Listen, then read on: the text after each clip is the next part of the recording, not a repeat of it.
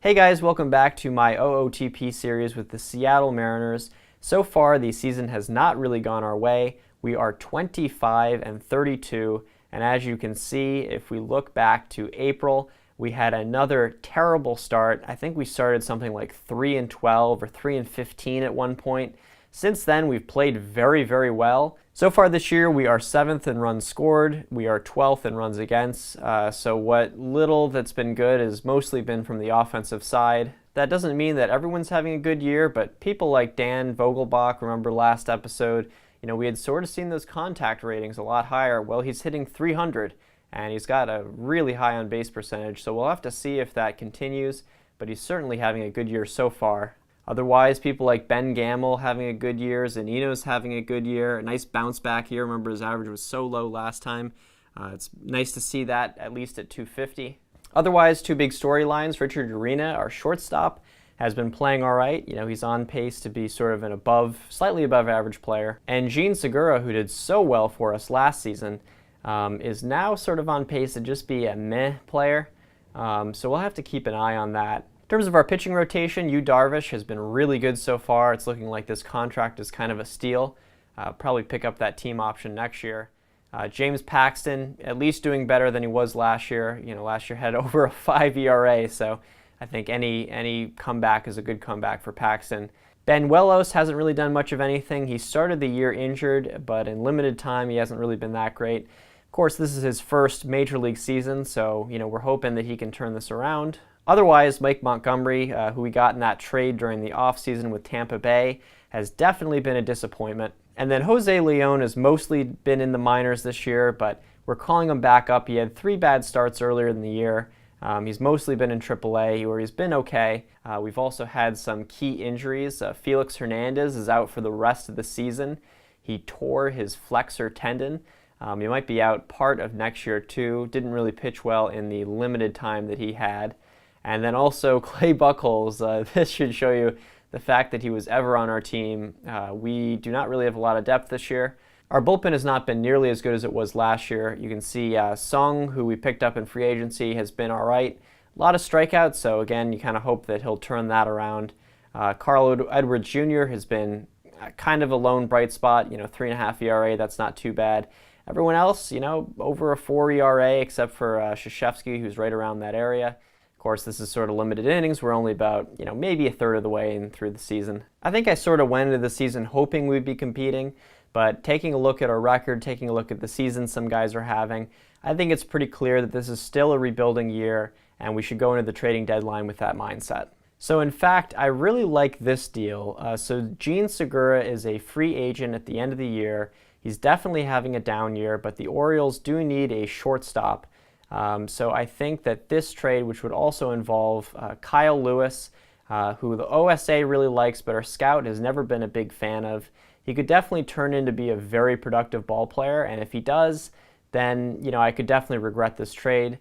But the guy that we'd be getting is Eric Pardino, and you might remember him. He was in the international amateur free agents from last year. We couldn't quite afford his contract at the time. But you look at his stats, he's got 4 solid pitches. His control's a little questionable, but he's got really good stuff. OSA is a big fan of him. Our head scout is a little bit less so, but still thinks he has 5-star potential. We'll have to watch the stamina rating. It's a little concerning, but I do think that he's someone that could be very, very productive. And then we also get a right-handed bat in Mark Trumbo. Baltimore is eating the vast majority of this salary. But you can see that he does better against left-handed pitching. I think he could be a good platoon role with Dan Vogelbach. Our assistant GM thinks it's a good deal, so we're going to complete this trade. In other news, I think it's definitely time to call up Rafael Devers. He is killing it in the minors. He can replace Jean Segura in the lineup. We can move Taylor Motter, who has had a decent year so far, over to second base. In other news, it's time for the first-year player draft. We do not have a first-round pick because we signed Darvish, but we will have a supplemental pick because of Iwakuma. All right, so we are at that supplemental pick now. It looks like the best player on the board is this Brendan Tinsman. Tim Borden, again, a second baseman. I'm never too keen on drafting second baseman or left fielders unless they're really good. is John Dirth could be a borderline starter, although I don't think he really is if he's only got 2 good pitches. I kind of want to defer to our scout. He's saying that we should draft this Chris Cullen. I disagree very strongly. I think that we should go with Brandon Tinsman. He's clearly the best player on the board, I think. We've got a ton of money to spend, so I'm not worried that he's an extremely hard signing. The other thing is it's a good idea to keep a look at these starters. Someone like Ryan Feltner, who's only a 1.5 star potential, but I do see he's got good work ethic, he's a leader, and I look at some of the ratings, and I do sort of like the ratings that I see. He's got decent stuff, decent movement, decent control. He's got 4 good pitches. He's a ground ball pitcher. I think this might be someone that I actually think about going with. I do think for the first round, though, I'm going to go with Brendan Tinsman. So Ryan Feltner does fall to the second round. We will take him. Our scout now recommends for the third round that we draft this Kyle Molnar. I do like his ratings. He's got 3 solid pitches. His movement and control is okay. And he's got decent stamina. So I think that, that's someone worth drafting. For this fourth round, our scout recommends this Doak Dozier. He's got high work ethic and high intelligence, so I really like that. He's pretty good in center field. He could also play right field. His batting ratings are okay. I don't know that they're really major league quality, but I think he has the potential to make the most out of his tools. So I agree with our scout. We'll take him in the fourth round. And for the fifth round, I think we're going to go with this Colt Gorman. Again, looks like he has some tools to be a decent pitcher. And I think at this point, we're just going to complete the draft and let our scouting director do the rest. So I just thought it was worth mentioning in this 2018 draft, no surprise that Seth Beer goes first overall. His ratings seem to be a lot higher than they are in other versions of the game, so I just wanted to point this out. He's got high work ethic and high intelligence, so we're definitely going to follow him along, just see how he develops. He was drafted by the Chicago White Sox. So it's July 2nd. That means that international amateur free agents have filed. And I just wanted to show you this Alfredo Pickles de Albuin. He looks like a stud, so I'm just going to create a note on him. We'll keep our eye out on him. We cannot sign him, unfortunately, because we spent too much last year, which is sort of my fault. But we'll definitely see how he develops. So we are back. It is July 27th. We are 45 and 57. If you look at the standings, we are 9.5 back of the wild card, and we are 12.5 back of the division. Things have not gone well for us injury-wise. Tyler O'Neill is out for about a month. James Paxton is out for 3 more months. Manny Banuelos, one of our starters, is out for 4 to 5 months.